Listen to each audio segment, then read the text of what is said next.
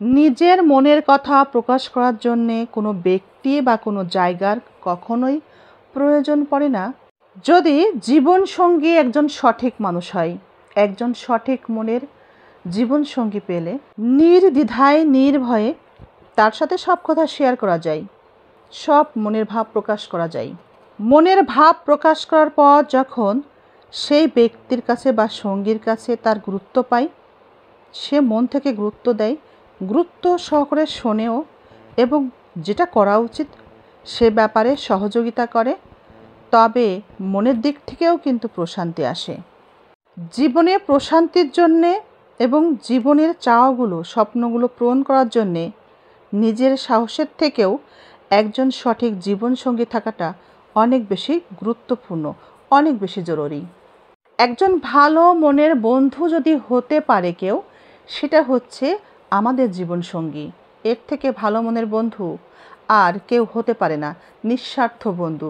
যদি স্বামী নামের মানুষটি নিঃস্বার্থভাবে বন্ধুত্বের মতো সম্পর্ক বজায় রাখতে না পারে, কিংবা কোনো স্বামীর ক্ষেত্রেও যদি কোনো স্ত্রী বন্ধুত্ব সম্পর্ক বজায় রাখতে না পারে, তবে সেই সম্পর্কে সফলতা আশা করা অসম্ভব।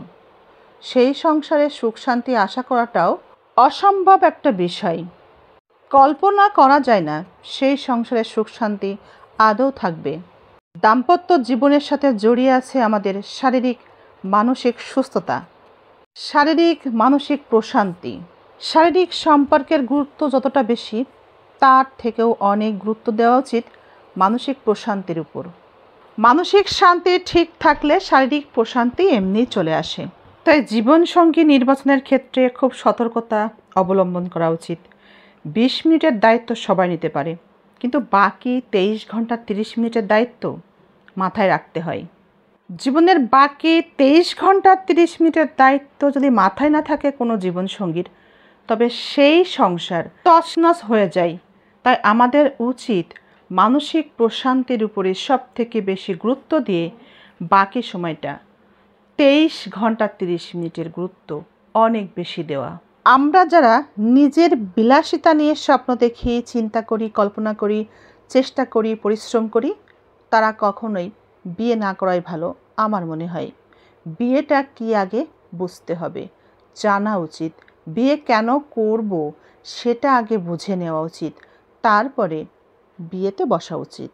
কখনোই নিজের বিলাসিতা পূরণ, সামাজিক স্ট্যাটাস ঠিক রাখতে, অন্যের মন রক্ষা করতে, অর্থাৎ অনেক সময় ভাই বোন আমাদেরকে অনেক বেশি জোরাজোরি করে, সেরকম কোনো কাছের মানুষের, রক্তের সম্পর্কের মানুষদের মন রক্ষা করতে, কিংবা আমাদের কাছের মানুষদের খুশি করতে, কাউকে খুশি করতে আমরা কখনো আবেগে বিয়ে করব না।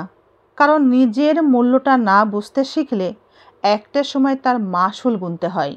বিয়ে করাটা আমাদের জীবনের জন্য অনেক বেশি প্রয়োজন, সেটা বুঝতে হবে কেন প্রয়োজন। বিয়ে করাটা সুন্নত, বিয়ে করাটা ফরজ। বৈবাহিক জীবন একটা পবিত্র সম্পর্কের জীবন। প্রত্যেকটা নারী পুরুষের জন্যে বৈধ সম্পর্কের জীবন।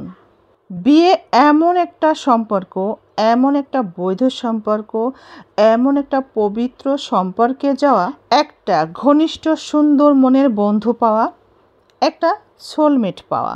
কিন্তু যখনই বৈবাহিক জীবনে থেকে দুজন মানুষের মধ্যে মানসিক চিন্তা ভাবনার মিল না থাকে, অমিল সৃষ্টি হয়, কোনো কারণে অমিল দেখা যায়, চিন্তা চেতনায় বিস্তর ফারাক এবং ছোট্ট একটা জীবনে যখন একে অপরের লক্ষ্য উদ্দেশ্যে মিল না হয়, তখন বিয়ে হয়ে যায় গলার কাটা। এই গলার কাটা নিয়ে ধৈর্য ধরেই আজীবন পার করতে হয়। আর যারা অধৈর্য হয়ে যায়, তারা একটা সময় কি করে বলেন তো?